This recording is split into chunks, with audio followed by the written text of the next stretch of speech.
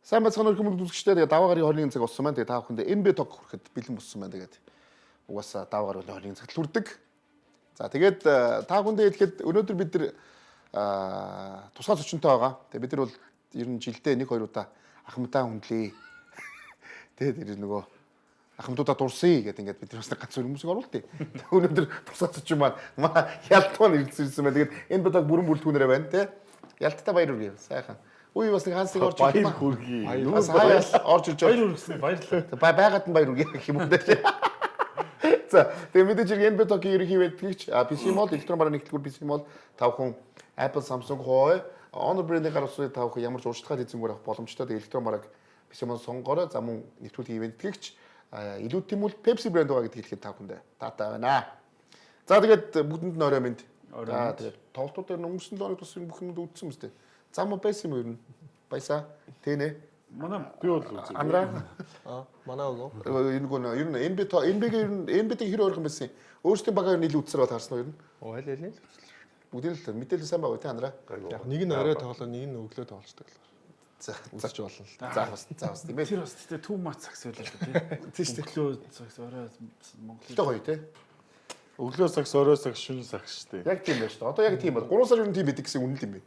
За тэгээд маш гоё нөгөө сар байна. За тэгээд NBA Talk-ийн зүгээс өнөөдөр бас таавхандээ өнгөрсөн логд юу болсон бүгдийг үргэлжлүүлсэн. Тэр цума өнгөрсөн болсон гол тоглолтууд эхлэх гэж бодож байна. Тэгэхээр өнгөрсөн лог за ямар ч гэсэн Lakers гэдэг баг яг бүрэн бүрэлдэхүүнээрээ орж иж гэнэ тийм ээ ялта. Тийм өчтөр LeBron James 2-7 хоног цавны шүрмсний гинтлийн улмаас өмжчөөд ороод ирсэн байсан. Тэгээд LeBron ер нь орж ирэх нь бол тодорхойлсон. Өмнөх тоглолтын дээр бол тоглолтын өмнө хангалттай бэлтгэл хийжсэн шүү дээ. Тийм нөгөө Google яаж ч тийм. 5 дараалаад талбай хоёр тал руу гүйж хурдтай довтлогоо гүйцэтгээ тэрэн дээрээс бол ямар ч зөөргөө байгаа нь харагдсан. За тэгээд энэ тоглолтууд талбай дээр авж байгаа тоглолт дээрээс нь бас харьцангуй уул нь сул балхтай тоглож байгаа тийм ээ. Сул гэж ярих хэлбэл 10 дугаар өрөнд явж байгаа гэж дорн тийм ээ. Chicago Bulls одоо тэг яг энэ баг яг сүүлийн тоглолтуудтай бол үнэхээр Chicago Bulls сайн байгаа л да. Тэгээ сүүл 8 тоглолтын 6-ад нь очичоод ирсэн. Энэ багч уул нь нөгөө юугаар бол нөгөө Танк хийж. танк хийх ёстой баг биш үү би Танк хийх гэсэн чинь урдуур нь фили мили танк хийгээд эхэлсэн гот хүчээр орхосоор сонголт болоо. За ер нь яшигплейн тоглоё гэдэг. одоо бараг тэгж явах шиг байна. Харин яг тийм их болчих шиг болцсон. За тэгээд Lakers бол уулын бүрэн бүрэлдэхүүнээр яг талбай дээр тоглосон. За тоглолт гэхдээ эхнээсээ ер нь Bulls гэдэг багийн тэр шидэлтийн хувь мөр бол ер нь тоглолтын дээр амжилттай байсан. Маш өндөр өвтө шидүүлээд байгаа юм чи. шидсэн болгоно унгасан. Шидүүлээд байгаа юм чи. За Техникийн алдаа авчаа локан дээр. гид чинь трипл дабл хийсэн юм нэ. Тэгсэн бүр 17 хийсэн. Тийм. 8 стилт 8 шүү дээ. 8 2 квадрат автыг шахсан байсан тий. Хоёрхан стил дутсан байсан тий. Аимштай байсан тий. За гэхдээ үнэхээр чөлөөтэй шидсэн. Өстой загаад авч байгаа юм шидсэн энэ тоглолт. Lakers-ийг ингэж тоглож өстой бодож аваа шууд ингэ шидсэн. Тэр. Энэ турнир бол юу вэ те? Ингээд баг 40 оноогоор оны хожлоо. 30 оноо, 38 оноо хожлоо. Энэ үеийн хамгийн том олон оны зур тажигдсан ажиглал болсон. За тэгэхээр бол Jackson Hayes гэдэг тоглолтч чинь яг таран танигдсан да. Би бүр хараад бүр гайхс шокнд орсон. Зүр Giddy White хоёр өдөөс нь хурдаар илүүрхэж биш шахаж оноо. Бодогтой талбайд. Тэрийг ойлгоогүй шүү дээ. Чиний юм яа да. Яг нөгөө нэг тулаагийн тэр харсан үнцэг зүйлдэж Jackson Hayes угаасаа Lakers ирээд гардаггүй тоглож байсан. New Orleans бүр талбай дээр гардаггүй төвийн тоглож байсан. Lakers төвийн тоглогч байхгүй учраас Jackson Hayes ингэж гангараад байгаа болохоос Jackson Hayes угаасаа л Lakers одоо энэ зүүн Jackson Hayes за эх жил манай гарааны төв Jackson Hayes байна гэж бодохгүй шүү дээ. Энэ зүүн одоо юу гэдэг Jackson Hayes харин гоё нөгөө жишээ болж байгаа байхгүй. Манад хүрээд ирээ төвийн тоглогчтой. Тэгэх юм бол LeBron Luka хоёр та нарыг ингэж ханганаа. Ингэж амархан сагс тоглоно. Эх жил статистик чинь ингэж галзуурна гэдэг промошн л явж байгаа. Тэрнээс Jackson Hayes-ийг сайн төвийн тоглож байгаа. Вэ энэ үлрэлдээ бол яг хаа. Харин тэгэхээр би зүгээр Lakers-ийн фэнүүдээс нөгөө төрүүлнэ гэдэг амбицлаад байгаа амбицаа жоохон доош нь дараад бодтоогоос байдлыг хараад тий яг аваргын хэмжээний багууд яаж тоглож байгааг нь бас нэг үзээд тий. Тэ шиг Minnesota-гийн тоглолтуудыг үзэх хэрэгтэй байхгүй тий. За чи ихтэй яг одоо яг сая ярьснаар одоо доор очиж алуулж байгаа яг одоо. Яг хөө гэтээ үнэн байвал л тийм амж. Үнэхээр Luka, LeBron гэдэг хоёр мегастар байна уу байна. Гэхдээ учир дутагдал байна уу бол бас байна шүү дээ. Ой, угаасаа энэ нөгөө солилцоо буцдаг тэр л ерөөсөө би бодсон шүү. Тэрээ Марк Уильямсыг авцсан байсан бол гой болно гэж тооцоолсон байсан. Яг л Марк Уильямс үлэмж битэй нөхөр байгаа шүү. Тэгээд тэрийг хамгаалт нь гайгүй гэж тооцоолоо авцсан байсан чинь тэгээд тэр буцсан. Тэгэл заал гэдэг хүлээлт дарц. Тэрнээс Лексийн фэнүүд ер нь тийм аврагын хүлээлт байхгүй байна. Хүний нэг аврагал гэсэн хүмүүс байгаа юм шүү. Тийм. Яг нь плей-офф бол одоо гоё бат. Аюултай баг байв. Контендер гэж баг ямар багийг гэж асууж байгаагаас хэлэх бах та. Аврагын төлөө өрсөлдөгч баг асуулт байхгүй гэх. За асуулт байхгүй мэнэ. За бүдэр ихтэй нөгөө уулнуудыг Лексийн биш бүүсийг ярих гэсэн. Яг бүүс бол сүүлийн 9 тоглолтоо ингээд 7-д нь очиж байгаа. Тэгээд түрүүний хэлснээр одоо яг баясаа тулгай хоёрын хэлснээр уулны энэ баг бол танк хийх хэрэгтэй байсан баг. Сайн багууд явуулсан юм шүү дээ. Асуу шүү дээ. Тэгсээр уулнуудаар танк хийх ёстой баг тий. Тэгсэн чинь өмнөр нөгөө баг орч танк хийгээд. Тэгээд би бол Chicago Bulls-ыг сүүлийн Jimmy Butler орхиж, Derrick Rose-оор орхиж авснаас хойш хамгийн зөв сэргийн босголт руугаа шилжсэн үйлдэл нь энэ жил болчлоо гэж хараад байгаа шүү дээ. Одоо залуучуудыг харахаар тийм. Тэгэхгүй бол тэр Vucevic, DeRozan, Lavin 3-ыг нэгтгэдэг үйлдэл бол ер нь зүгээр маш том фейл хийсэн шүү дээ. Нэгтгэх цагаас нь эхлэл ойлгомжгүй тийм нэгдэл байсан. Тэгээ залуучуудаа ч боломж өгдөггүй тийм. Тэгэхээр одоо бид нар ингэж ярьж болох ба анараас ихлийг хэлж байгаа. Бүүс гэдэг баг одоо ингээд яг энэ бүрэлдэхүүнээр бол солилцоо гэдэг бол хүмүүс явуулчихад байдаг тий. Дандаа залуу тоглогч нар байгаад байдаг тий. Derrick White гэдэг тоглогч нар тэр бусд нь дандаа залуу тоглогч болж байна шүү дээ. Тэгвэл энэ тоглогч шинэ тоглогч нар ингэж тоглохоор энэ багийн потенциал хангалттай байна гэж үзэхээр одоо шууд шинжлэх хийгээд илүү амархан болж ийн гэж үзэж болох уу? Одоо ахаад нэг одоо нэг суперстар эдэртэй зогцох суперстар авчирч юм уу? Зак Лавины явуулснараа энэ багийн болсон шүү дээ. Тэр маш том орон зайг бусад тамирчид гаргаж өгсөн бохоггүй тий. Тэгээ дээрэс нь эдэрт одоо юу гэдэг заавал плей-оффд орох хэрэгтэй ч юм уу гэсэн юм дарамт байхгүй тий. Залуучууд нь яг өөрсдөө сагсан мөнгөийг тоглолцсон бохоггүй. Энэ сагсан мөнгө харахаар ямар ч гоё л юм.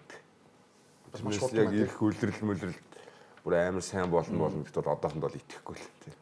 Уу яг хавд контент плей-оффд орно гэх юм. сайн бол гэхээс илүүтэйгээр зөв зам руугаа орж байгаа тийм.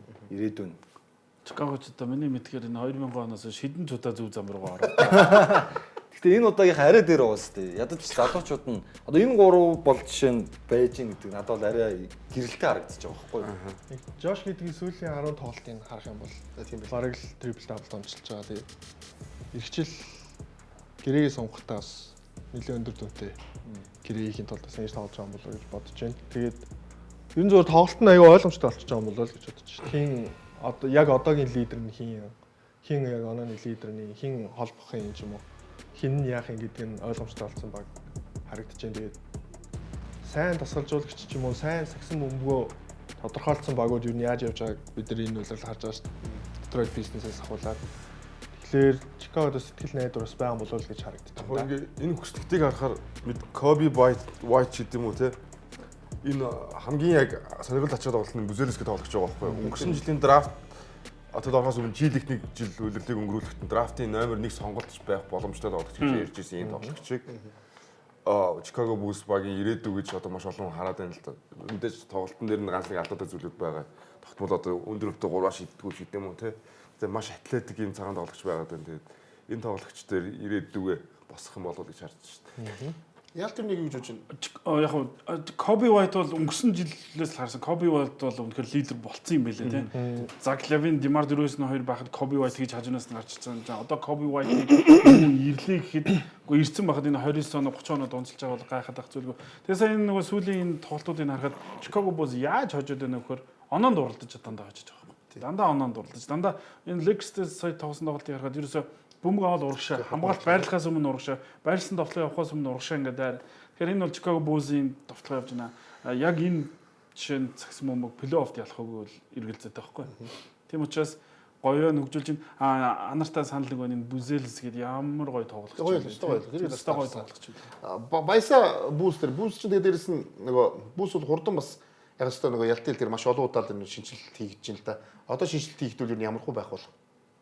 Гэхдээ шинжилэлт бол бүүз дээр бол итгэл найдвар бол байхгүй. Яг өдөрлөг ерөөсөө яг ялтын хэлтэй сүүлийн хэдэн жил одоо хичнээн шинжилэлт хийж тэгээд яг зөв тодорхой хэмжээнд нэг юм шинжилэлт гэдэг юм шүү. Тэр нэг юм зоримог эсвэл зорилго нь эсвэл төлөвлөгөө нь юм тодорхой биш. Тухайн цаг мөчийг нэг жоох аргацах ч юм уу.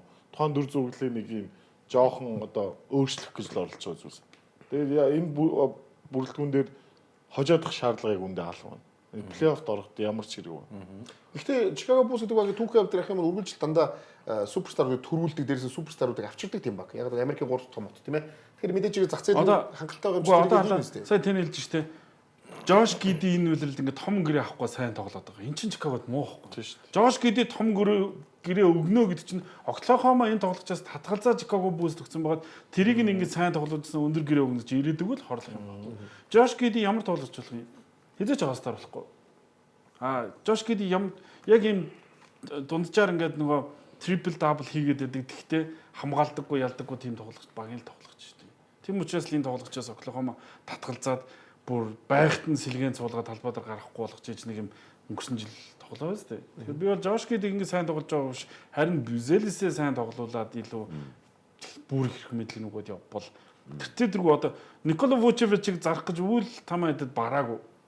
Заклавен Демар Дерёз ямар азар явуулсан тийм. Одоо араас нь Вучевичийг салгаа. Тэгээ энэ Патрик Уильямс ч одоо гэрийн дуусч байгаа лөө. Энэ тоглолчийг бас яах вэ шийдэх үгээд Chicago Bulls асуудлаа шийдэгцэн гэж бол харахгүй байна. Тэгэд сая бажиж Чикаго бол Америкийн нэгдсэн улсын 3 дахь том хот гэж байна. Чикаго Bulls баг нь NBA-гийн 3 дахь хамгийн ол авраг авсан тоогоор 3 дахь ордог баг. Тэгэхээр энэ бүх зүйл нь бүрдэж байгаа энэ багт амбиц нь том байх хэрэгтэй байгаа байхгүй. Тэгэхээр 1998 оноос хойш 98 он ч одоо юу 30 жил болох гэж байгаа юм биш тий? 27 жилийн хугацаанд ямар амжилт гаргасан бэ гэвэл энэ дунд амжилтыг нэрлж чадах хэцүү байхгүй юу? Амжилт гэж хэлээд хэцүү байна. Энэ дунд зүгээр нэр гэрл хийгээд энэ Дерек Роуз л байгаа шүү дээ. Тий, нэг өөр хүн байх, өөр ингэ хэцүү байхгүй юу? Суперстар хизээ хаан төрөөд байгаа. Дерек Роуз байхгүй шүү дээ. Тийм учраас зүгээр яг нэг Булс яг үнж фэнүүдийг мэдж чинь Чикаго хотод нэг монголчууд их суурьсан байдаг учраас бас ярьдаг зүйлс нь зүгээр л нэрээ багаа зарчаасаа л гэж хүслээд байна.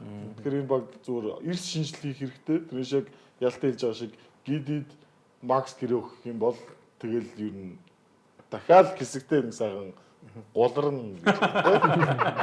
Тэгээ одооний сэдвээр орох гэж л да. Энэ сэдвийг өгөхөр түрүүчийн лог бид нэг мэтгэлцээ авсан сэдв баггүй юу? Бостон Клевленд үгээд ярьжсэн сэдв. Гэхдээ түрүүний ярьснаас хойш нэг юм болсон. Одоо бид нар үзье гэж бодож байна л да. Одоо миний нөгөө одоо би энэ дээр байгаас бүгд ихтэй тойм үзэх хий заяа. Энийг яриа заяа. Тэг. Клевленд өнөөдөр яг 4 дарааж хожигдчиход Ютатад тоглож байгаа тоглож. 4 дараалж.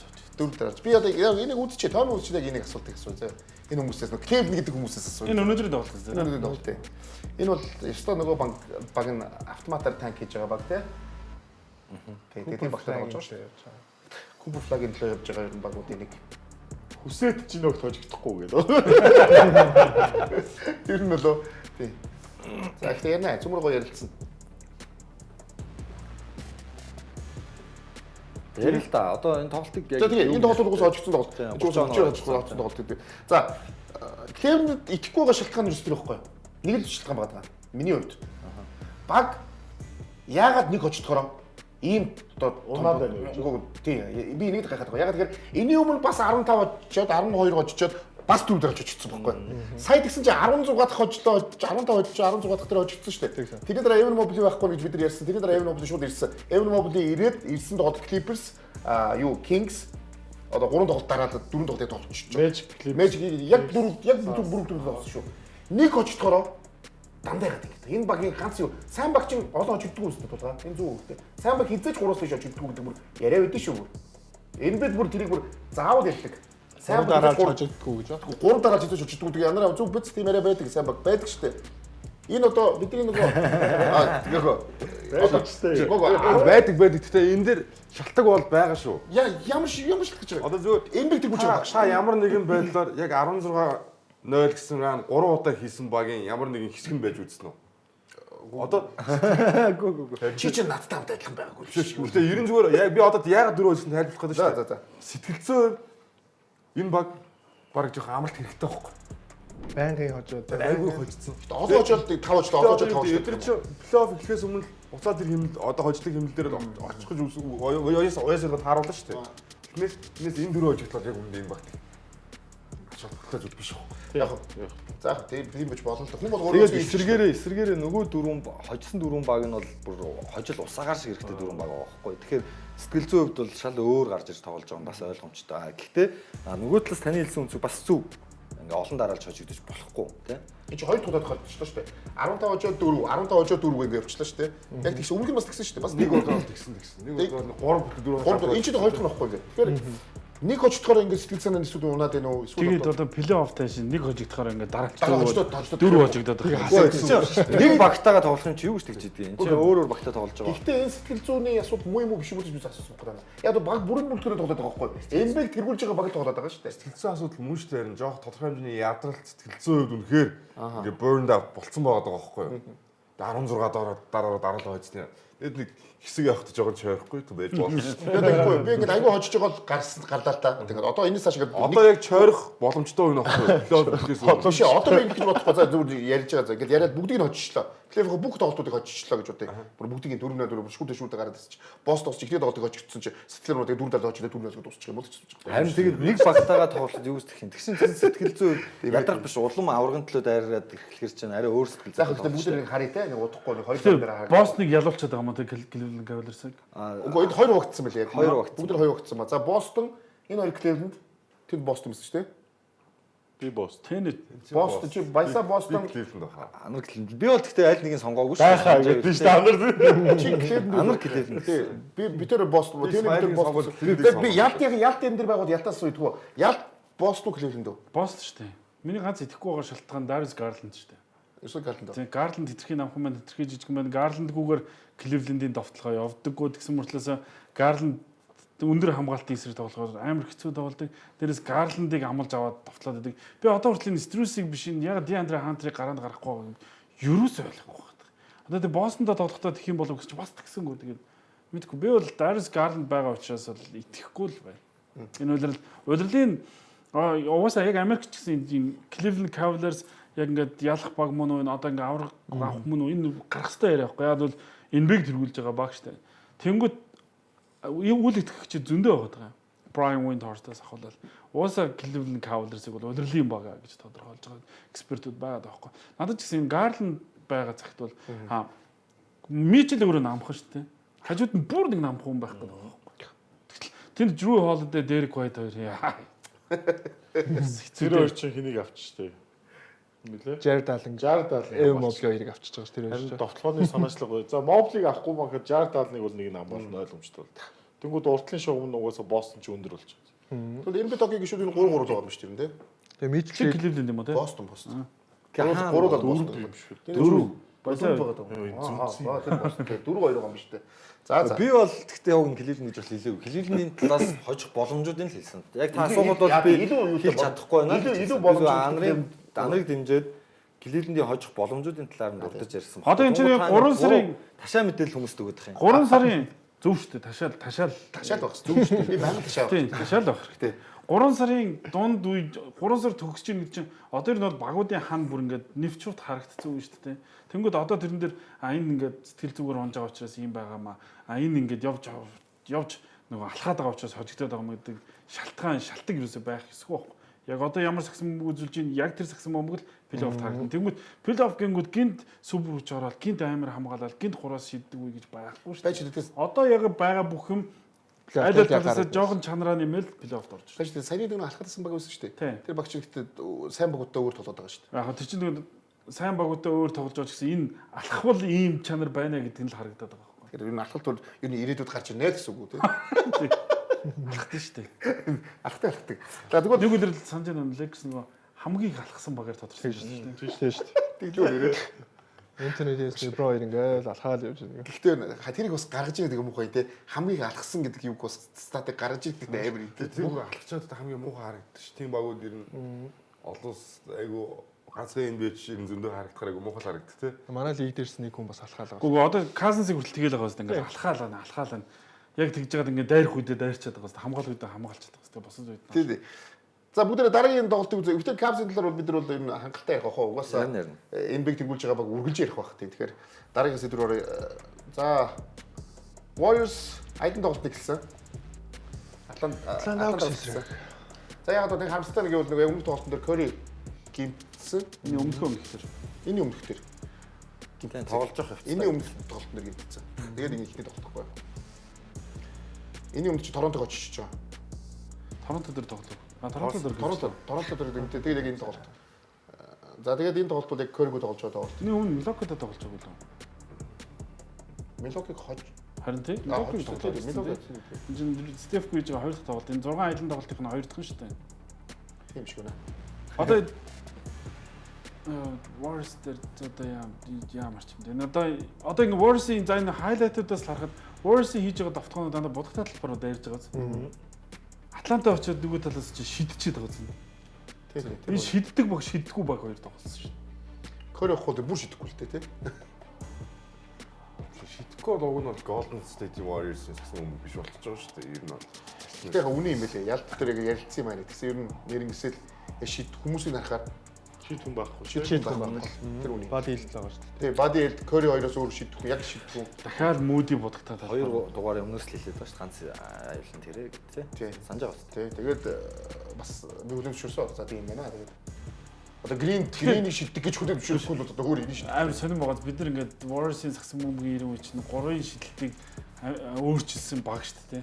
Тэгээд тэр багийн дасгалжуулагч нь тэр багийн систем, тэр багийн домог нь байхад энэ баг шиддэггүй баг гэж тодорхойлуулна гэдэг сонирн байгаа.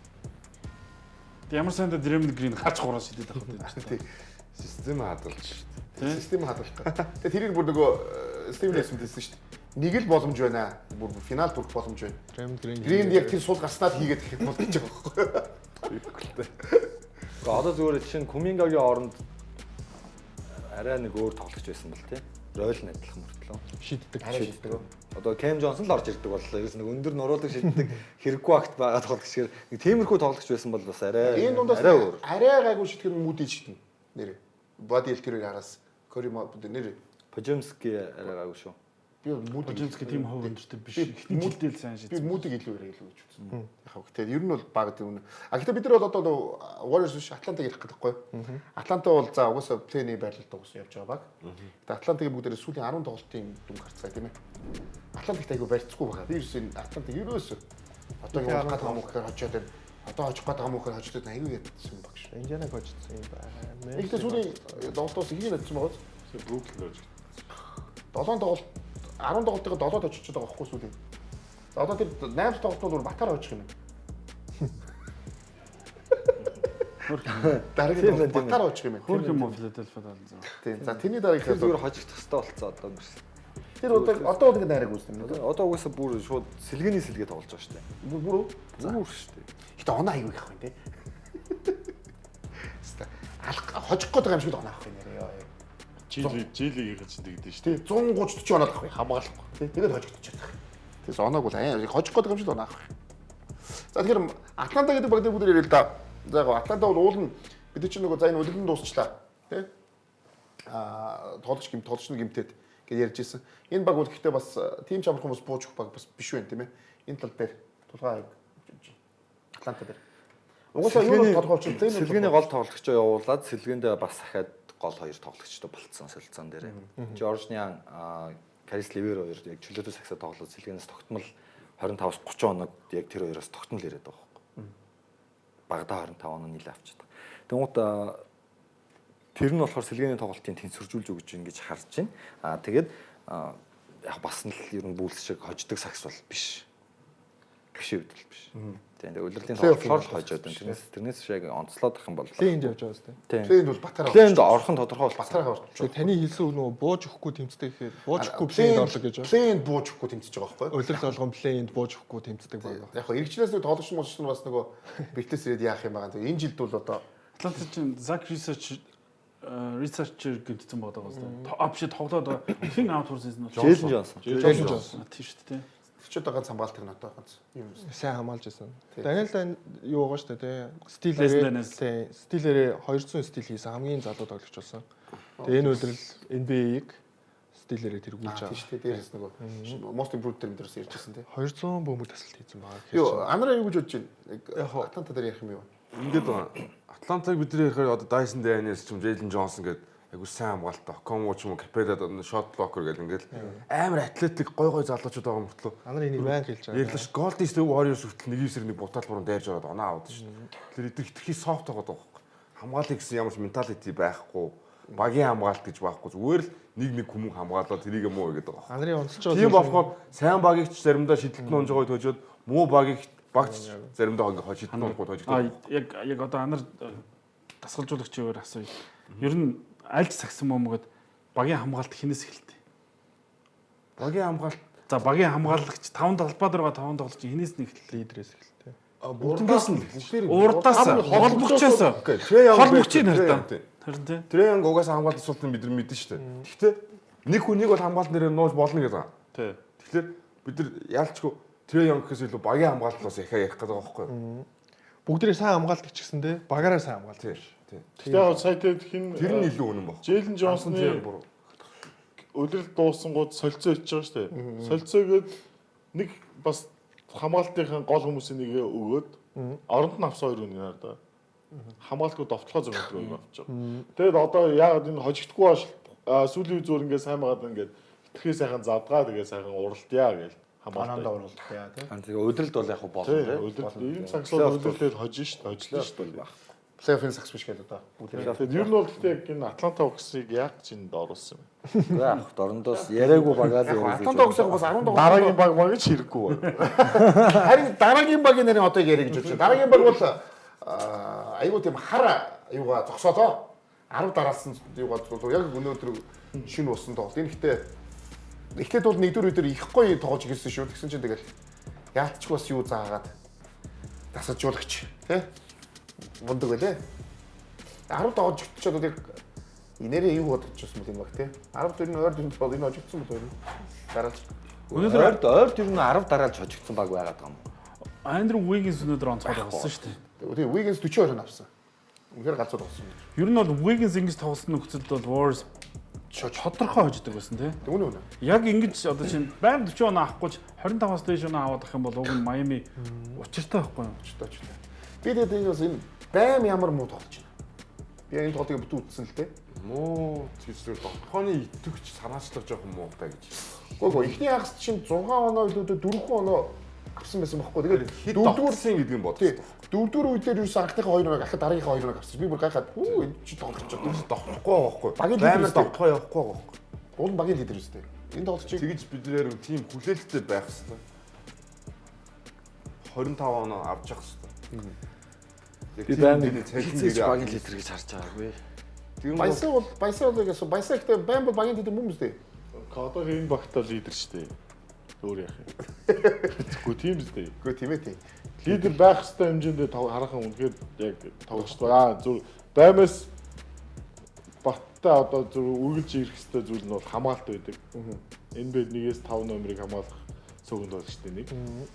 Довтлооны санаачлагыг хувийн ур чадвар нь бол яг нөө багаж хэрэг ч юм уу оноо лидер болох хэмжээний тим тоглож бол угаасаа биш. Тэр коллежийн сагсан мөнгөийнх нь үеэс л тэр бол ойлгомжтой байсан.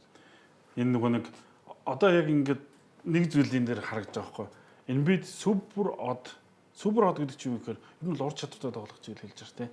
Ур чадвартай тоглогчид нар дээр яагаад багууд амиа тавиад сохроор ингээд Макс Грэг нь өгөөд ч юм уу тийм ингээд байлгаад байдаг шалтгааныг яг энэ Miami Heat-ийн 10 тоглолтод хожигдсан жишээл харагдаж байгаа. Энэ баг дээр Jimmy Butler-ыг аваад оронд нь Andrew Wiggins-ийг өгөөд Andrew Wiggins чинь яг супер дундаж тоглож байгаа байхгүй. Супер дундаж тоглож. Тэнгүүд байм Tyler Hero ингээд сайхан супер дундаж нөхдүүдийн цуглаан болчингууд 3 үеийн саксыг ста гоё явж байгаа. Яг нөгөө нэг эсрэг нэг тоглолдог ур чадрын үе ирэхээр энэ баг 10 дараалал хожигдсон байхгүй.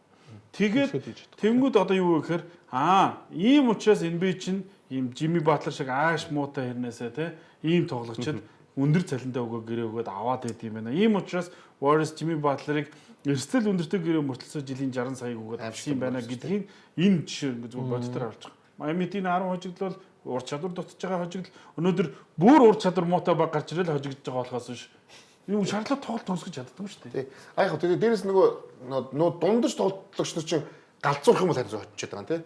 Өнөөдөр шинжээр намлаа. Eric Spoelstra ямар сайн систем бэлээ ямар юу лээ. Тэр систем дээр ингээд гэлж чадахгүй нэг ур чадвар дутаад байгаа байхгүй. Майами дээр Майамиг гэхдээ юуны барилд байгаа шүү дээ. Уус плейнд бол уус автоматар орчиж байгаа гэдэг чинь. Удирдлагчнаас анх удаа 10 дугаар байлгүй юм лаа. Юу болцгоо л да. Хожигдоод. Тий, хождоо тий. Одоо гэхдээ энэс цааш унахгүй юм байл л те. Яг 11 хийж байгаа баг итгэхийн бол юм билээ. Хань яж багууд амжилттай унсаа гэж байна. Амжилттай унж байгаа тий. Тэгэхээр Фили бүр ихний 6-гаа авах гэж шийдсэн. Гой унж байгаа сте. тийм ээ тий. Одоо Шарлоттын доор орох гэж үзсэн шүү дээ. Боломжгүй л те гэж. Тэр яриа бодлоо. Шатууч бас авч байгаа шүү. Одоо энэ Miami Heat одоо Chicago Bulls сая ярьсан бидний ярьсан хоёр баг энэ хоёр ингээ плей-ин таарахаар болж шүү дээ. Энэ зүгээр Chicago бүр идэж байгаа нь яана энэ одоо бүр аюул болно энэ. Chicago-г авч хуралцгүй нөө Miami тогтоох гэжгүй тоглох гээд Би бол Майамиг хожино л гэж бодож байгаа шүү дээ. Энд одоо би зөв плей офф 8 дугаар байраар шалгарч байгаа баг нь Майами гэж хараад байгаа. Би Атланта Чикаго хоёрыг яг нэг спойлстрын бэлдсэн тоглолтын дээр хожиж байгааг бүр үнэхээр харж чадахгүй. Яг энийг бас асуу гэж бодож байна.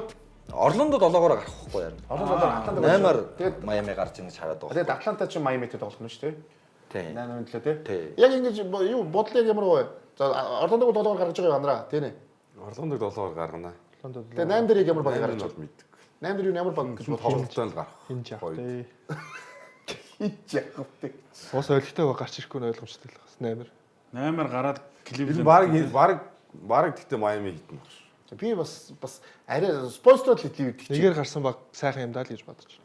Үгүй шүү дээ. Одоо Майами чинь Атланта, Чикаго хоёрыг харуул баг шүү дээ. Юу яриад байгаа юм. Яаж зөвхөн спойлстрад итгэн шиг Hero All Star болцсон. Яг галзуугаас хэрүүлийн шин чанартай ярьж нэр сонсоод мэдгүй маань ямар Баё. Чи нөгөө базараас ирсэн зөв. Одоо ямар хайми чигшиг мэгшиг гэдэг одоо ямар тоглогчдыг харах юм бол Стив Мермаргүй санагчлаа юу. Үгүй яг гоо зүгээр ийм байхгүй. Тэр хамгаалттай системтэй гэдэг нь хүлээн чирж байна. Гэхдээ нөгөө талдаа юу гэхээр оноонд уралдъя л да. Сайхан оноонд уралдчихлаа нэг тоглолт. Тэгэд оноонд уралдаад Miami Heat хэдийг авч чадах юм. Chicago Bulls хэдийг авч чадах, Atlanta хэдийг авч чадах юм. Би тэрзүгээр л дүүсэлж байна. Дэнсэлж байна. Тэгээд тоглолтыг хэн төгсгөж чадах юм. Яг үндэ тоглолтыг төгсгөж чадвал би Triangle төгсгөж чадах гэж хэлээ. Тайлер Hero бас илүү. тэгэхээр Атланта юм уу? Би Чикаго хоёр аль ч Чи хамаагүй. Chicago яг энэ өчигдрийн сагсаараа ингээд тоглоо гоо шидээд бүгд оролцоотой ингээд хараа Kobe White гэдэг тоглогчийн хамгаалтыг нь хасаад бүх тоглолтын хамгаалтыг хасах юм бол Kobe White үнэхээр супер тоглож байлаа шүү дээ. Тэр дайрж ордог. Тэгснэ таталж шилдэг. Гэхдээ нөгөө дандаа залуу тоглогч байгаа шүү дээ л та. Тэгвэл нөгөө цаанаас чигээ за галзуу ганц тоглолт. Хожим бол плей-офф гэдэг дарамт ирвэл бас юм өөрчлөж магадгүй бах те. Залуу тоглогч нарт бол тэр чи тийм үзэг байгаа шүү дээ. Плей-ний одоо ийм тоглолтын дөрвж гарч үзэг байгаа шүү. Магадгүй. Хин Chicago юу? Ийм удаа ярих сэдв юм юм уу? Үгүй Chicago юу? Тэ? Үгүй юу? Хамаагүй. Бидний вүүчээ өч одоо хэдтэй юм баг тэтгэвртэй зав. Өш 10-аар гарсан баг за 9-оор гарсан багаа очих юм бол 7-8 хожигдсон тоглох нь зөв үү? За. Хоёр тоглох юм бол Miami Heat плей-оффт орохгүй. За. Нэг нь бол хожноо. Одоо яг харж одооний 10 хэдэн тоглолт үлдсэн байгаа. Юу болох нь бас өмөрө харцгаая тийм ээ. Хоёр тоглох юм бол гэж хэлсэн шүү. За, хоёр Тэгээд хоёр тоглох юм бол нэг нь бол хожно. Хоёр дахь нь бол хожихгүй. За юу хэсгэрэн дээр бүгд уулзцгаая. Тэгээд энэ бид багтаа хамт байгаа залуусаа.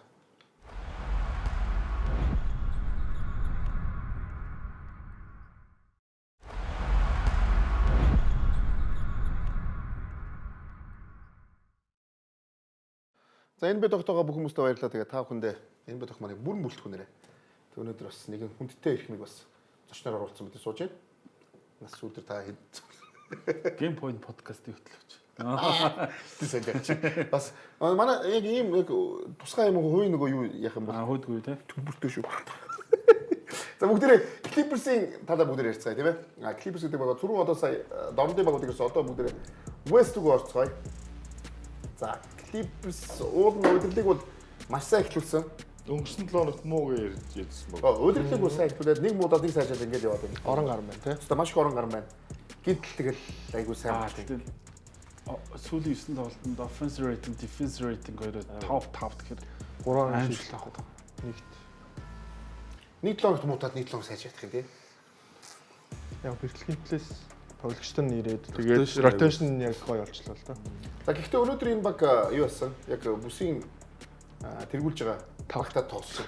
Өнөөдөр тоос болсон. Давч хүчин зүйлтэй таарсан гэж. Тэгээ өнөөдөр үгүй гэхдээ эн чинь хамгийн том шалгуур нөхгүй клипс. Шалгалтаа хамгийн том шалгуур нь өнөөдөр болчих. Өнөөдөр нэг гоё тоолт болсон. Гой тоглолт болсон тийм. Энэ бол нөгөө яг хамгаалтын дунд бас тий. Нилээ тийм оноо багтай тий. Тэгээ тоглолт боллоо шүү дээ. Тэгээ маш ойрхон явсан тоглолт.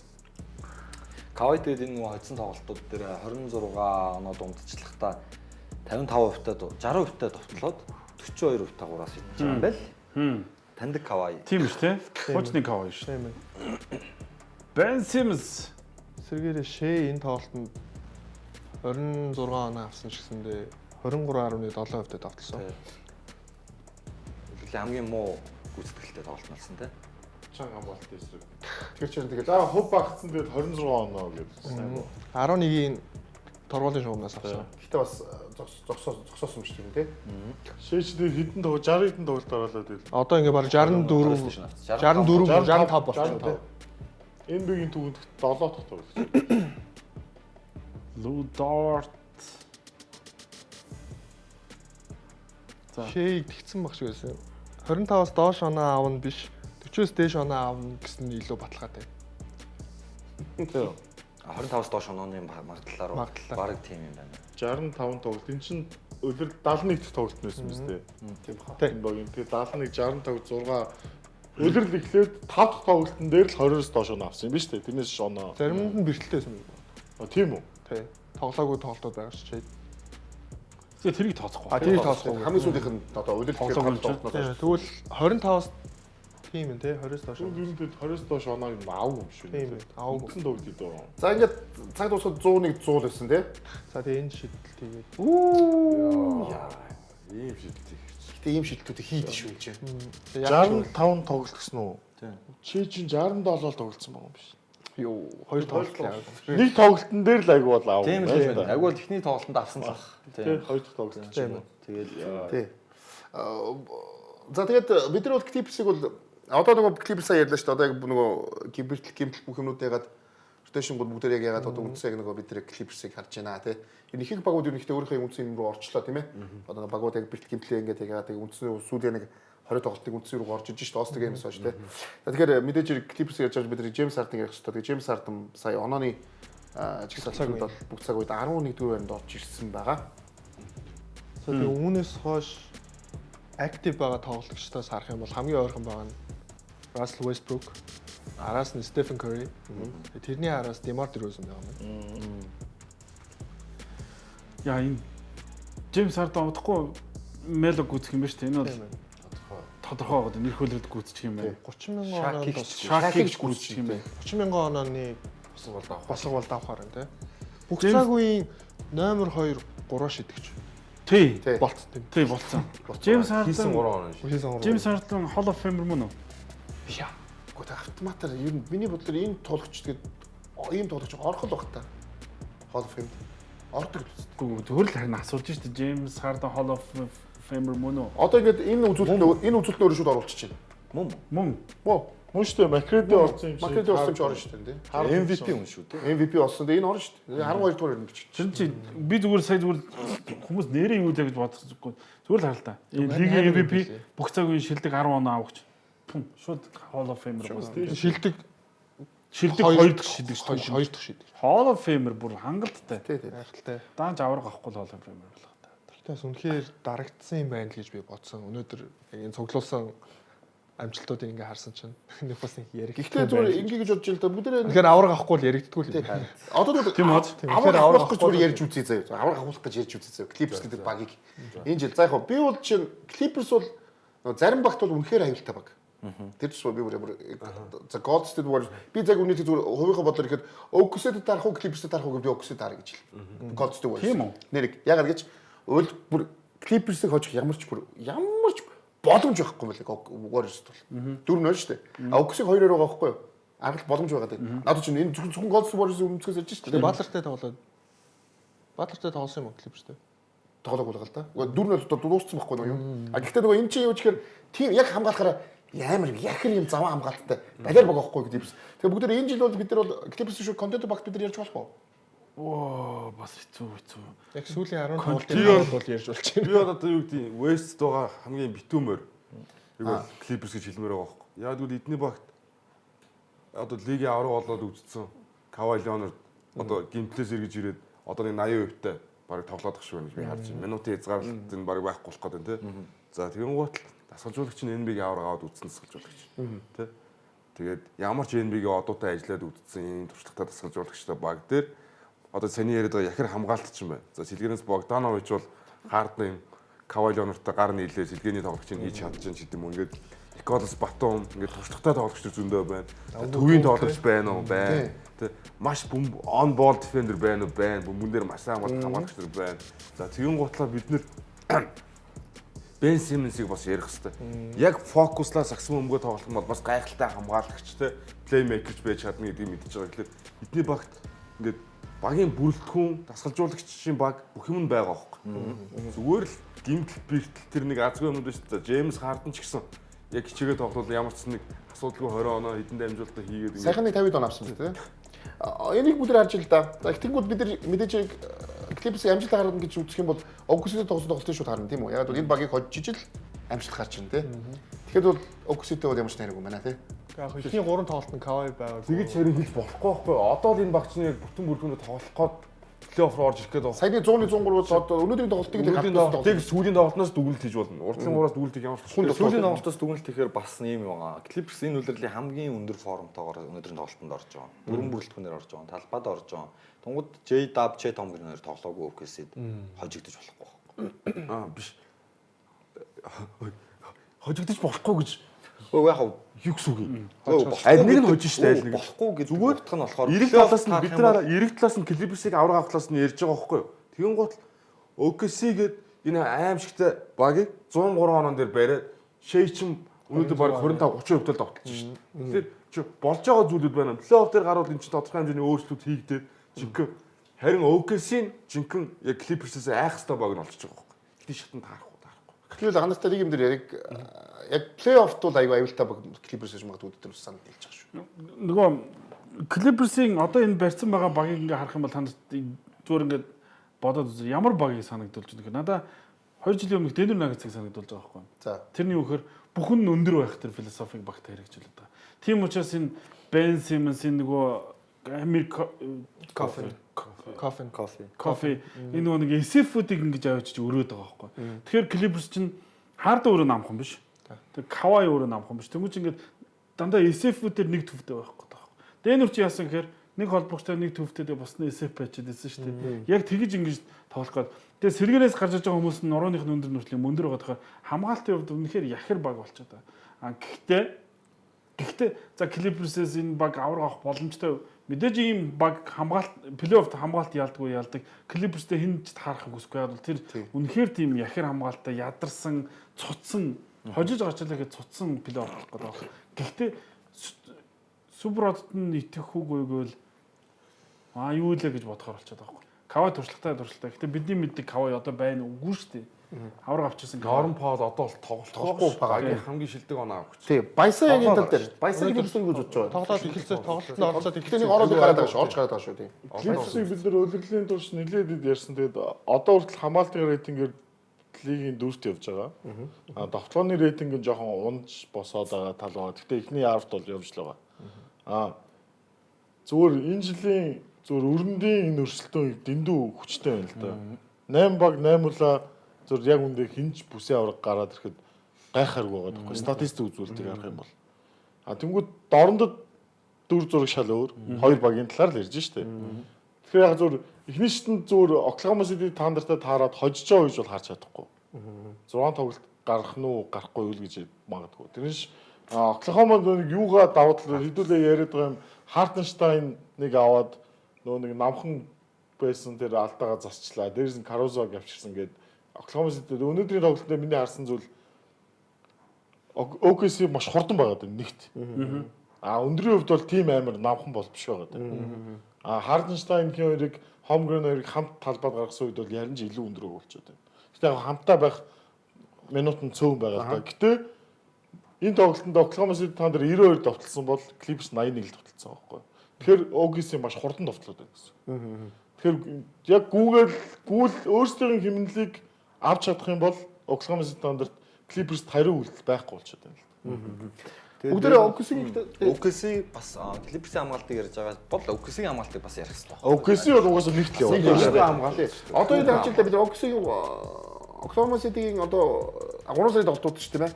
Тэр нэг л очигдсон. Нэг очигдлын дээр тэр хоёр дараа тоглосон шүү дээ. Тэр back to back тоглолтын нэг нь л очигдсон болохоос бус бүхэг очигдсон байгаа байхгүй юу? За дараагийн 3 тоглолт чинь очиж цагт чинь доо юм тий. OKC бүр үнэхээр амар үлээ. Тэгэхээр өнөөдөр жишээ нь өнөөдрийн хожлыг шээ муу байсан ч гэсэн хожил нь авчирсан үн Caruso Hartenstein хоёр байгаа. 92 үн өнөөдрийн хожлыг авчирч байгаа. Бүгд нэг л одоо яаж юм чи MVP-ийн дөрсөд хамгийн өндөр ягдах хүнийг бас давхар ярих хэрэгтэй байна. Тэгэхээр шээгийн бас юг 3 сарын юг харъя тэхөө. Статик харъя тийм ээ. За баг бол угаасаа бол баг төгсвэ гэж хэлэхэд болж байна 3 сар тийм ээ. NBA дөрөв хамгийн төгснө тийм үү? Ягаад бол Cleveland дүүсээ 4 очиж байгаа юм чи? Тэгэхээр бол 36.8. 50 40. 36.8 оноо 50 40. чөлөө шилтний 95 юм уу? Хамгийн амар үзүүлэлтнэр хамгийн доотлын Доотлын үзүүлэлт шүү дээ. Ассистент ч нэмэгдсэн биш 7.2 гээд. За дээрэс нь Jokic гинтэлтэйгээ тоглохгүй байгаа. Тэгэхээр ингээд Тэгээд бас нэг гоё статистик нөө 3-аас 42% та мөртлөө 6.8 шидэлтэй болтлоо бас 42% та шүү дээ. Олон шидэлтэй шүү дээ. Христэн уусаа ихсэн үнэхээр. Нөгөө нэг сая нөгөө MVP-ийн өрсөлдөөн дээр бол Jokic нөгөө 30-20-20 хийгээд уур амьсгалыг эргүүлсэн шүү дээ. Тэгээд эргүүлснийг хараас одоо ингээд нам жим болчингууд шээ буцаад энэ статистик ингээд харангууд нэрээ юу вэ? Яг энэ байдлаар ингээд улирал дуустал явж байгаад улирлын сүүлийн 10 хоногт хинэн хүнээсийн сэтгэлийг хөдөлгсөн л MVP Бараг их гээд байна. Гөө энэ бүр маш тодорхой болчлаа. Хоорондоо тоглоо шийдэгчл чи 2 очих юм бол нэрээ яваа гэсэн чинь 1-1 болгоод ингээд бүр хувь заяг шоглоон болгоож чинь. Тэгэхээр Jokic бол одоо 3 авцсан байна уу? Дахиад 4-т авна уу? Падлаг болчихгүй байхгүй юу? Яг энэ хоёр статистикийг харьцуулахаар нэрэл түүхэнд ийм статистик байна уу гэж шээгийгч байхгүй, Jokic-ийг байхгүй. Хоёулаа тэгэхээр тойлонд нь зэрэг өгдөг боломж байхгүй юм чи эцсийн 7 хоногт хин гоё статистик. Тэрэн дээр би хин сайн менежмент хийх хүн л авах гэж бодсон тийм. Нэг нь түүхэнд хамгийн азгүй хохирогч, нөгөөх нь хамгийн одоо юу гэдгийг ловерчин MVP гэл дуудуулаад юу авах байх та. Би хэвээр яг Ньюнт Сандежийн үнэ сая яалчгүй өрнөд бүсийн эхний 10 багийн одоо бүх тоглолтод чухалцсан. Нэг тоглолтод нэг байр ахин нэг байр болчиход байгаа. Өнөөдөр яг нэг төр тоглолт боллоо. Түрүүний Баясагийн хэлдгээр Clippers-ыг дорндод авчиад явах юм бол шууд бүсийн финал шүү. Тийм шүү дээ. Бараг тэгэхээр байгаа. Юу Cleveland Clippers Boss хоёр финал шүү. Бүсийн финал. Тийм. Тэгэхээр одоо яг нэг өнөөдөр яг тэр тоглолт боллоо. Бүсийн 2-3-2 хоорондоо тоглолоо л та өнөөдөр. Энэ чинь амар чухал тоглолт. Тэгэхээр энэ тоглолтыг өнөөдөр боллоо. Houston уу Denver үү тийм ээ? Тийм. 2-3 төвж байгаа баг. Одоо бүгд маш чухал. Маш чухал. Одоо ерөөсөө Nikola Jokic данс тоглоагүй. бүх тоглолт юм болчиход байгаа хэрэг. Тэгэхээр одоо үлдсэн бүх багуудын хоорондоо тоглолтууд нь шүү дээ. Бүгд юм болчихсон. Хүүстийн дараалал хоцсон байсан зөө. Тийм. Сурал зогсохгүй гэдэг үзэж байгаа шүү дээ. Denver руу хожиж, Denver хожиж юм бол 2 дугаар хөлд орчихно. Нико очихын зүйтэй байхгүй нэр чинь. За энэ тоглолт болсон да өнөөдөр Jamal Murray гинтлээс эргэж ирсэн. Jokic-ийн гинтл ийм л ноцтой байсан юм байна. Энэ олон тоглолт гэж байгаас харахад. Тэгээ Jokic энэ бас их амралт болно шүү тий. Гинтээр ингэж байгаа ч гэсэн. Нөлөөлийн турш чирлээ энэ бага. Тийм. Энэ жоохон амрах эрэхтэй байлгүй тийм. ихтэй энэ тоглолтыг үзээд бид нар Jokic-гүй Denver ихэр тоглож байгааг хараад Denver нь илүү юу, Houston илүү бага гэдгийг харж болох байх тийм ээ. Тоглолтын үр дүнг хараад тэр олон тоглож чинь. Тоглолт бол нөгөө нэг яг ач холбогдлыг өөрсдөө мэдчихсэн учраас сүүлийн секунд хүртэл нөгөө явсан. Baby Jokic. Миний өнөөдөр triple double хийсэн. Baby Jokic. Карьерийн 4 дахь трипл дабл болсон. 8 дахь нь л юу лээ. 4 бахаас. 4 гэсэн. Амар олон хэдэн. DeAndre Jordan. Минут нэгссэн үү? Өнөөдөр 15 самбар гоё. 14 самбар. Дабл. 14 самбар. Тэгээ байж л байгаа байхгүй байж л. Хиттэй DeAndre Jordan 40. Гөө 30. Хэрэг нь болохоор ингээл байж л юм бэлэн байна Тийм тийм. байж. Бэлэн байна. Уул марг минут жолтохгүй байгаа шүү дээ тий. Япон сураал байж байгаа шүү дээ. Стивен Адамс тэнд бас бэлэн байна.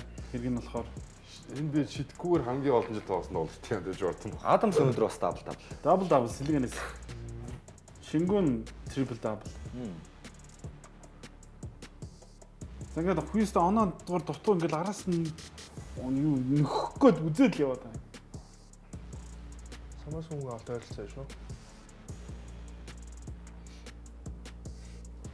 За гисэн идэ боловч тэгээд Никола Йокичгүй Денвер Наггетс хожицсон. Хьюстон Рокс энэ тоглолтод 12 тоглолт шидэлт алдсан. Төгсгөл 3-ыг авчих. Энэ нөгөө үг бол угаасаа эзэж нөгөө ганц л үнэ үг те.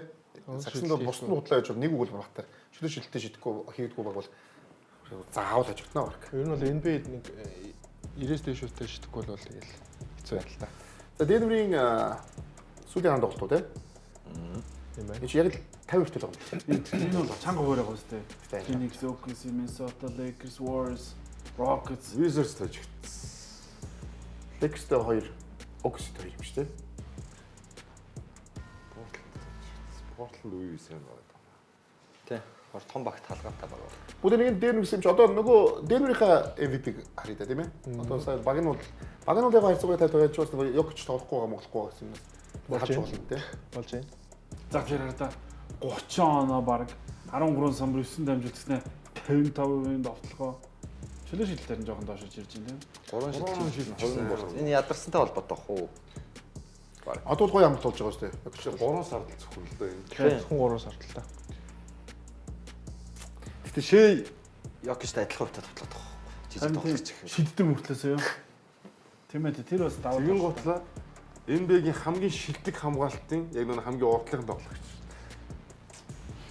Хамгаалт өөр айл ажиллаа гэсэн үг л дээ. бүгд нэгэн ингэсэн юм чи найрагчаа нөгөө юу өгчээ. Өөрөө төвсөн модо өгөөч.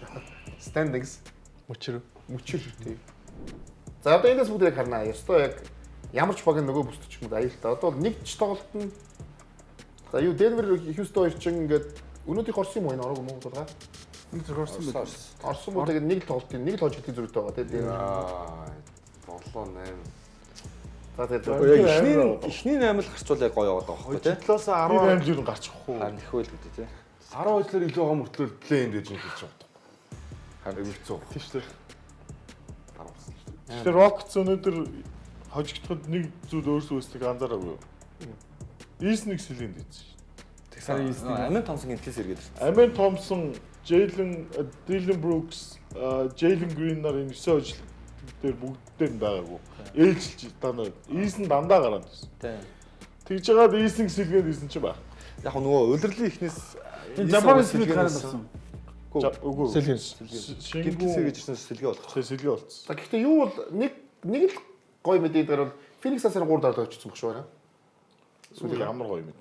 Гэхдээ одоо бид нар нөгөө Дөрөв дараалж чадсан. тэр Сансид бид нар уусаа ганц болохгүй байгаа баг гэж яриадсэн шүү дээ. Одоо Санс ч одоо нэг арайч нэг 10 хэдэн тоглолт тухталыг дөнгөж очиж болохгүйтэйгаа ч юм шиг Болцсон гэж. тэгвэл дөрөв очсон юм уу? Юм дөрөв очсон.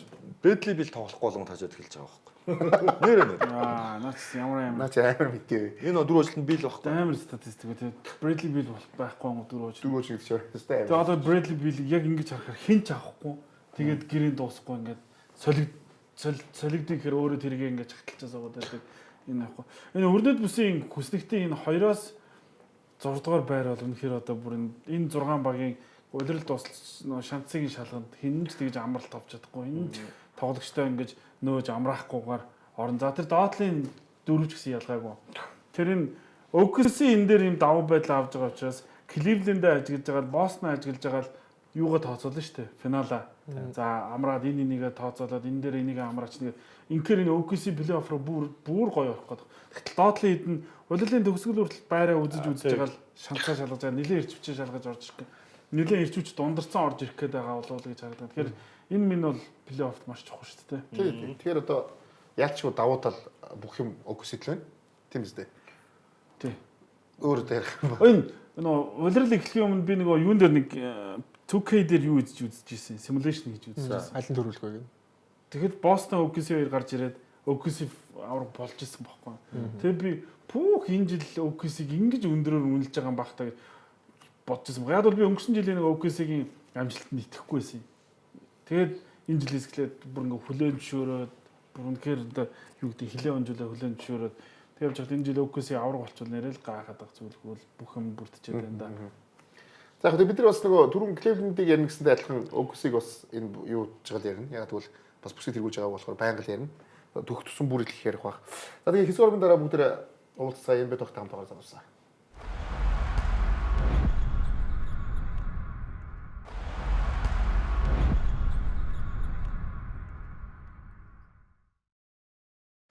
NBA тогтоогоо бүх хүмүүстээ баярлалаа. Тэгээд та бүхэндээ яг даваа гараг болгон хүрдэг. Та бүхэнд өнгөц сая зургтаас ассан бол NBA тог бол гараад одоо баг дуусгах чигтэнд орж ин доо. За тэгээд мэдээж нэвтрүүлгийн ерөнхий веб тэгч PC Mall, электронбар нэгтлгүүр PC Mall та бүхэнд Apple, Samsung, Huawei, Honor брендийн гар утсуудыг та бүхэнд ямар ч урьдчилгаагүйгээр лизингээр авах боломжийг өгж байгаа. Дээрээс нь ер нь бүр давхар бүр лизинг гэж бүр гараад ирсэн байлээ. Тэгээд та бүхэн PC Mall-оос одоо яг баталгаатай гар утсуудыг зөвхөн PC Mall-оос аваарай гэдэг та бүхэнд хэлмээрээ.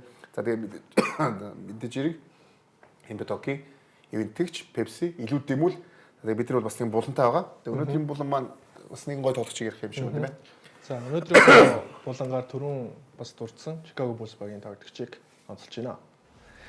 За энэ тоглогч Матас Бузелис гэж тоглогч байгаа. За 2004 онд төрсөн. Одоо ердөө 20 настай. За түрүү хэлсэнчлэн J League-ийн Ignite гэх багаас шууд NBA драфтын 1-р төргийн 11 дэх сонголтоор орж ирсэн. За энэхүү багаас өмнө нь бол Jalen Green, Kuminga гэсэн тамирчид бас шууд NBA-ийн драфтаар орж ирж ирсэн байгаа. Энэхүү тоглогчийн гол онцлог нь юу гэхээр 2 м 8 см 94 кг жинтэй.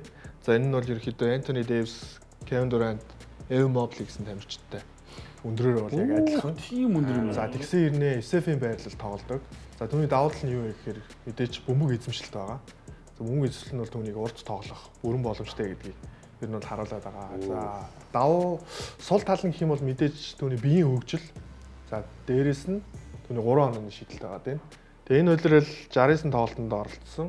За түүнийхээ 20-ыг нь гараанаас гарч байгаа ийм тоглож байгаа юм байна. Тэгээд 17 минутыг ердөө одоо Chicago Bulls өнгөрөөж байгаа. 7.7 оноо тунтасч байгаа юм тоглож байна. Тэгээд удахгүй Hurter entry оронд эргчлээс минут нь нэг магадгүй 25-аас дээшээ болоод эхлүүл most improved авахчсан боломжтой юм тоглож байна та. Энэ тоглогчдод яг Lakers-д 31 он авсан шүү 31 он. дээ. Карьер аа. Танаад дээр зүгээр бууж Гой энэ гой тоглож байна. Энэ үнэхээр гой тоглож байна. 31 гол.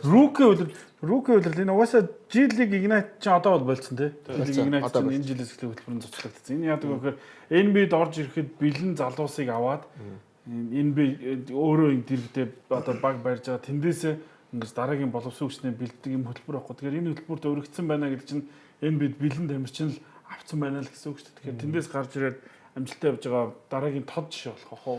Би сая тэнийгээс санасаа 20 гэж сонсоод байна. 20 гэж бодож шүү дээ. Тоглолтын үзэд 20 гэж бодохгүйгүй. Юу вэ? Одоо тэгээ өмнө сонгогдсон залуучдыг харилт. Kuminga, Jalen Green. Тэгэхээр бас энэ залуугийн ирээдүйн бол аюу гоё л байгаа юм л гэж бодчих. Тэгээ дээрэс нь багт нь яг өөрийнх нь орон зай байгаа хаа. Одоо гарч тоглох, гараанд гарч тоглох орон зай байгаа л гэж. Давхцах байрал байхгүй.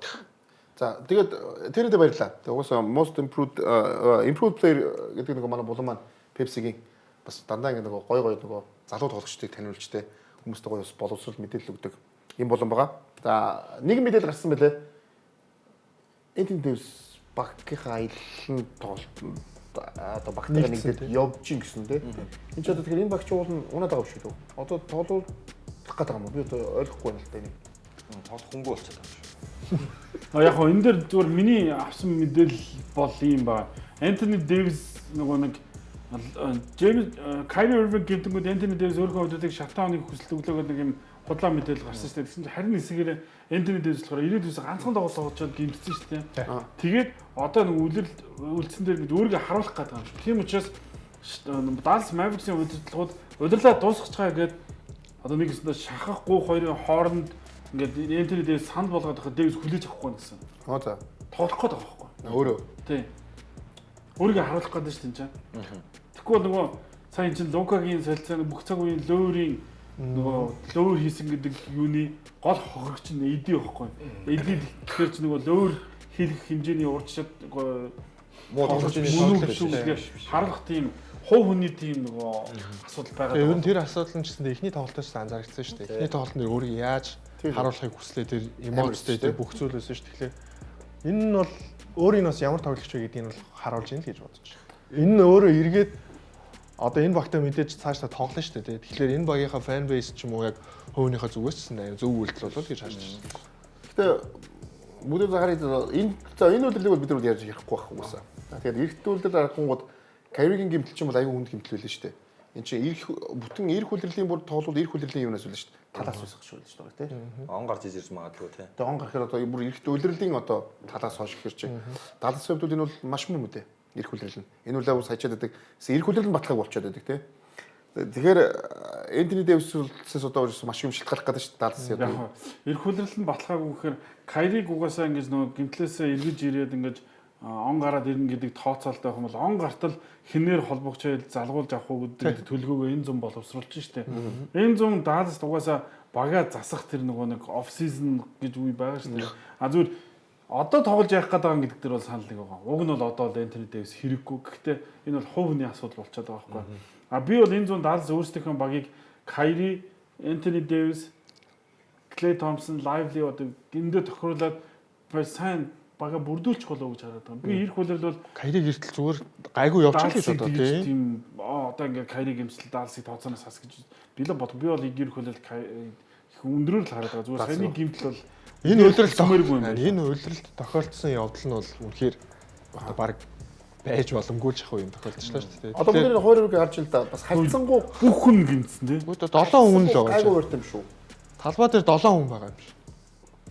Тэгээ талбай дээр ус. Гэтэ хоёр бол Энтони Дэвис зөвхөн тоглолоо гэхэд бол Тоглоо гэхэд Феникс мултраад плейн руу ороод орохоор байгаа шүү дээ. энэ хоёрыг хасаж энэ бол тийм хүнд хоёр биш үү шүү дээ. Гэхдээ тэгтээ яаж тэ Никс, Гайгүй гайгүй.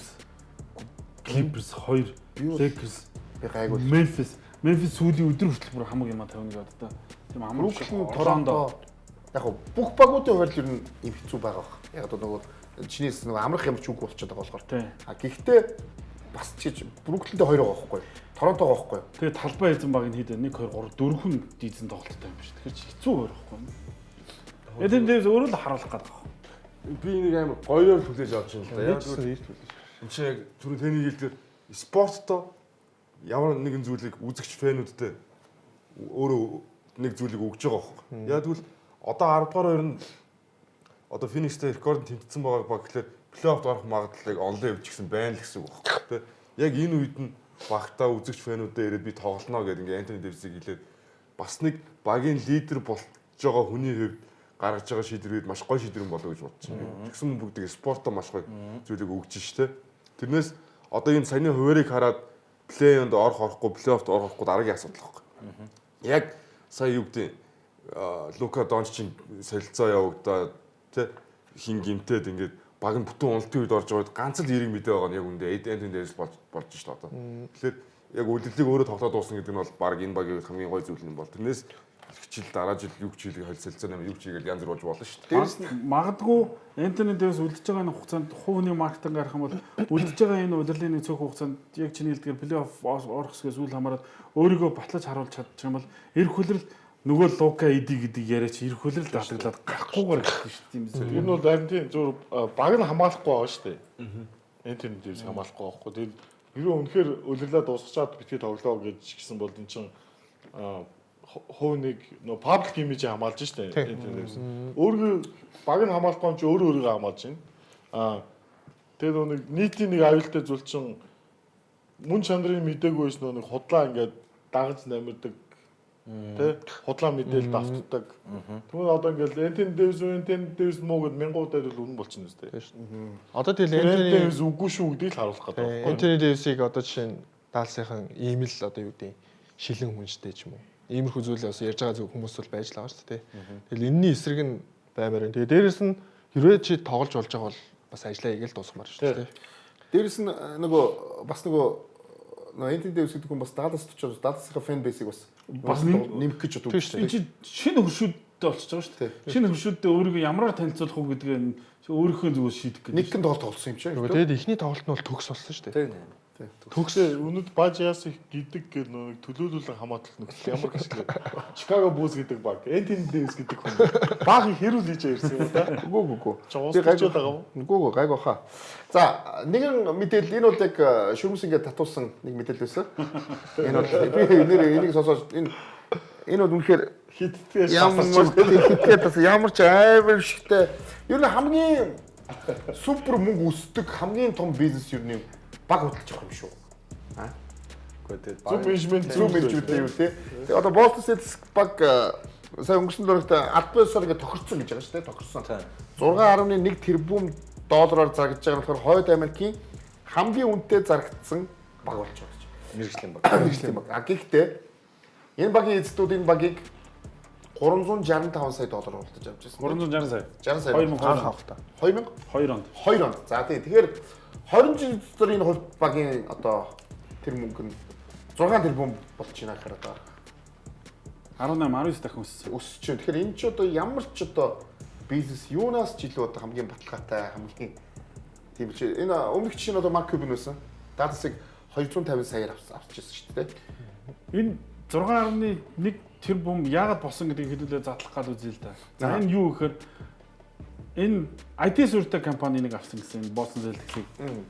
Тэгээд IT-ийн тэрбумтнууд гэсэн үг байхгүй. Тэгэхээр энийг юу гэж харж байгаа гэхээр яг олж байгаа энэ 100 долларыг цаашдаа илүү олон удаа олно л гэж илүү олныг олно л гэж 6 тэрбум доллар зарж байгаа болохоос шүү дээ.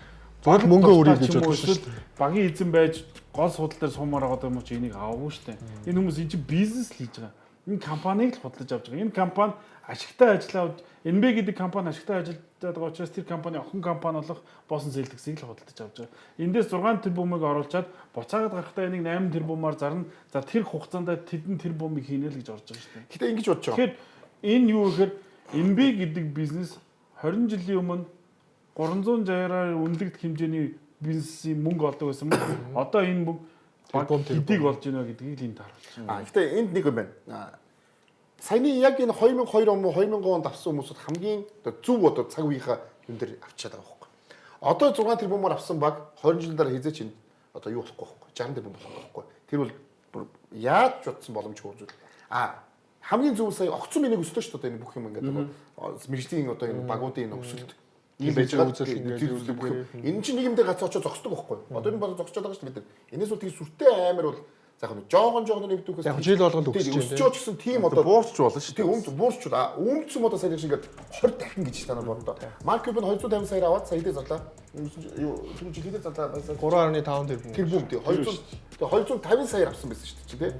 Тэгэхээр эн чинь бас аимштай мөнгө гэсэн юм. Марк Кюбенийг стартап эхлүүлээд тэр стартапаа зараад тэр мөнгөөрөө даалсыг авсан гэдэг. Тий. Тэгээд тэр даалсыг 250 саяар авангуудаа 3.5-аар зарна гэдэг хэд үржүүлсэн бэ. Тэгэхээр энэтэй адилхан энэ бол одоо хамгийн яг боломжтой Тийм. Phoenix Suns одоо таны бааж ахын яриг баталж байгаа зүйл нь тэр Шарлоттын үнд орсон байгаа байдлаа байхгүй тийм. Шарлот хүртэл 3 тэрбумаар зарагдсан. Тэгэхээр одоо Lakers магадгүй зарагдвал бас 6 давах болохгүй юу? Нью-Йорк зарагдвал 6 давах болохгүй. Яг одоогийн хэмжээнд тийм болчиход шүү дээ. Хэмжүүрэн тийм болчиход Jordan Jones дээр алдаа тийм. Одоо тэр юуны Америк хөлбөмбөгийн Redskins чинь ингээд командер суулгахдаа 6 тэрбум өгсөн гэж байна. 4 тэрбумаар тэр хоёр багийг хоёулыг авах нь. Тэгэхээр хамгийн зөв бизнесийнхаа нөгөө эдийн засгийнхаа хамгийн зөв мөчлөг дээр яг энэ 2000-аад онд авсан хүмүүсүүд хамгийн их мөнгө хийж чадж байгаа байхгүй. Сая баажгийн хилдэг дээр миний нэг санал нийлэхгүй байгаа зүйл энэ цаашдаа өсгөх нь эргэлзээд би бол өснө гэж харж байгаа. Яа гэх юм бол NBA эрх хуулиарлаас эхлээд Америктаа гаргаж байгаа телевизийн тоог нэмсэн шүү дээ. Тэгсэн. 4 телевизээр гараад 4 одоо компанитай гэрээсэн. Тэрний нэг нь Amazon. Amazon гэдэг чинь дэлхийд дээр хамгийн олон хэрэглэгчтэй хамгийн их мөнгө эргэлддэг худалдаа авалтын тийм одоо нэгсэндээ Платформ. Application платформ шүү дээ.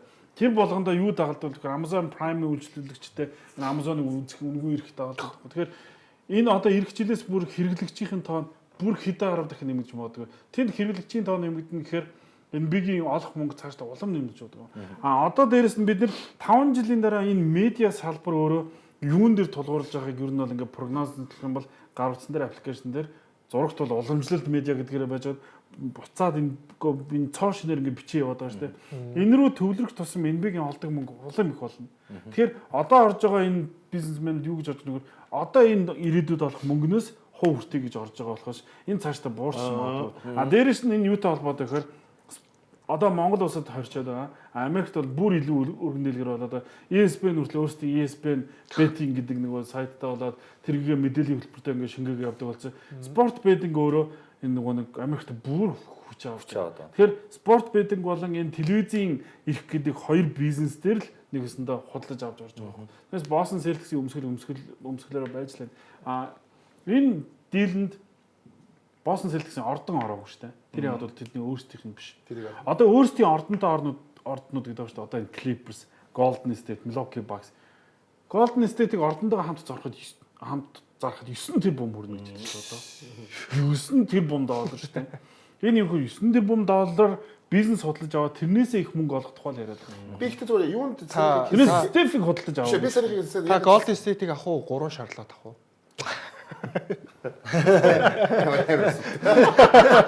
Би зүгээр саний дээр ингэж хэлэх гээд байгаа. Сайн нэг мөчлөг эдийн засгийн мөчлөгийг нэгэдэг байхгүй юу? Одоо 6 тэрбум доллараар авсан бизнес 20 жилийн дараа одоо 20 үлчиж штэ. 120 тэрбум хүрэхгүй. Энийг би бүр энэ боломжгүй байхгүй.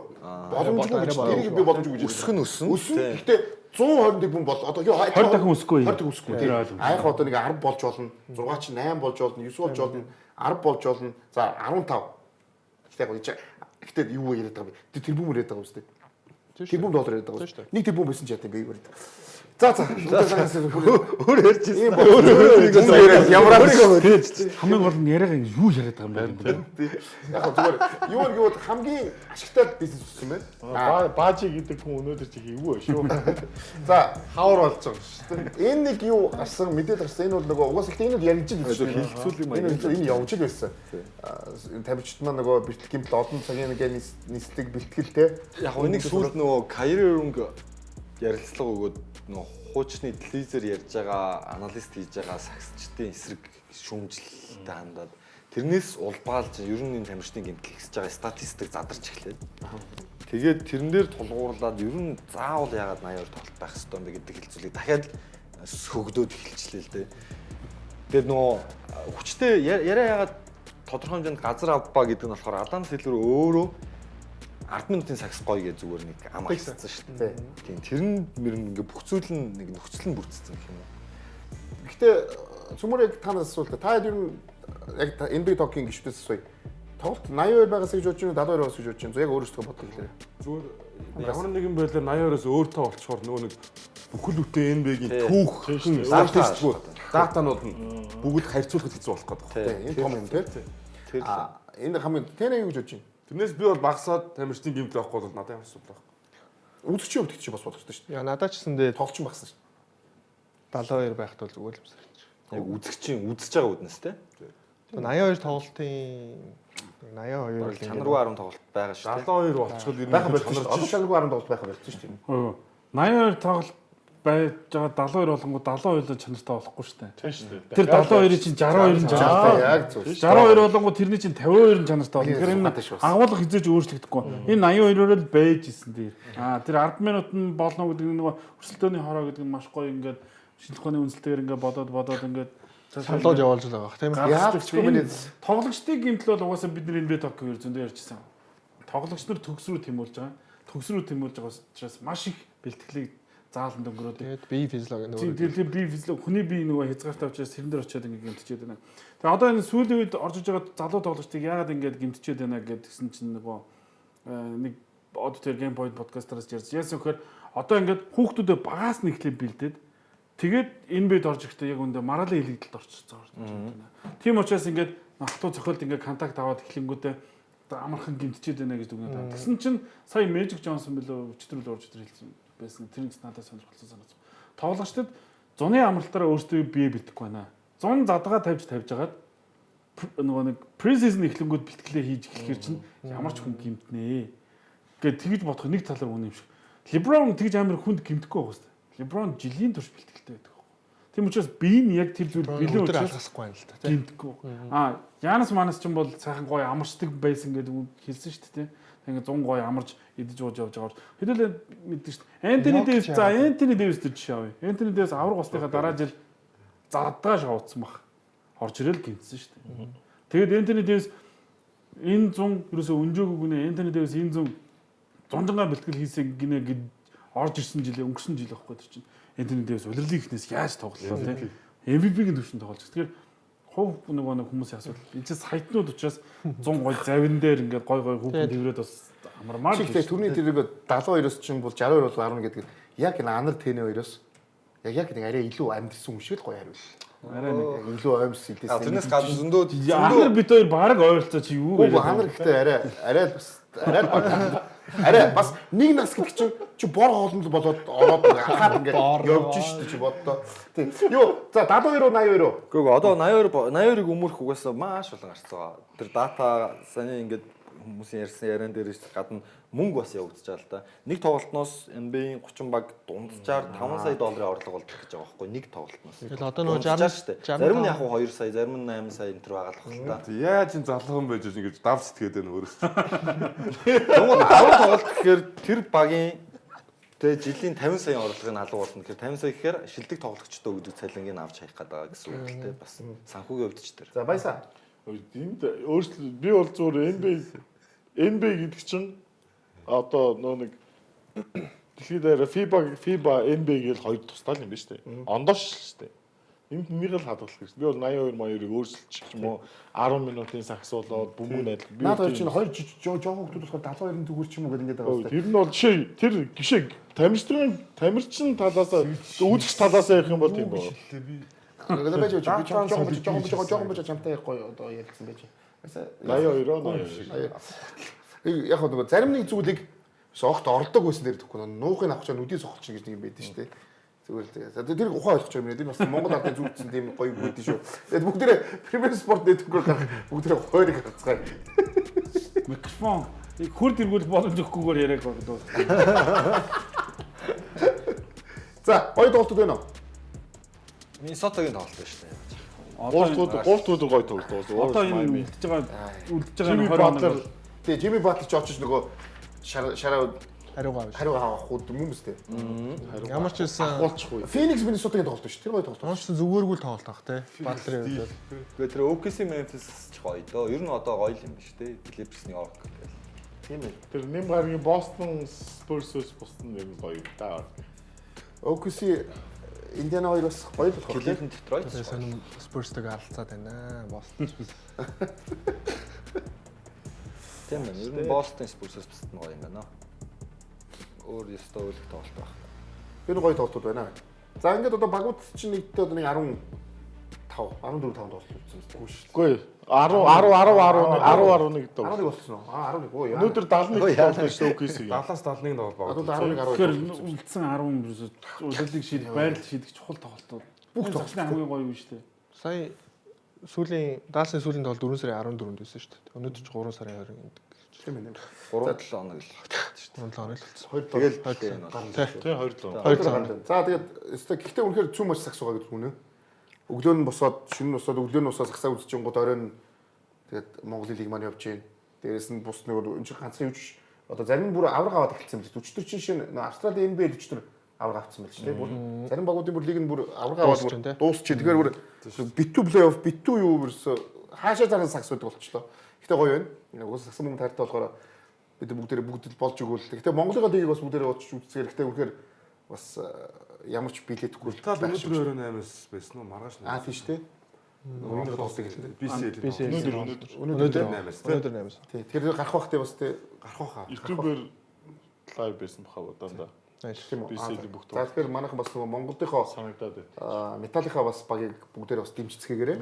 Металлынхаа баг. Металл тий металла бүгдээрээ дэмжицгээгээрээ. За тэгээд сагсан мөнгө бол угаасаа өдөр болгон тэгэл нөгөө Монголын лиг маань үдшилээ явж байгаа. Плей-оффын маань 2 дахь тойргийн тоглолтууд явж байна. За тэгээд NBA-тэй бас хамтаагаа тэгээд ялтаа баярлалаа бас. Баярлалаа. Найз маань бас. Өөрсдөнд баярлалаа. За Танд баярлалаа. тэгээд ахаа сайн яваарай. Сайн байна. За бай.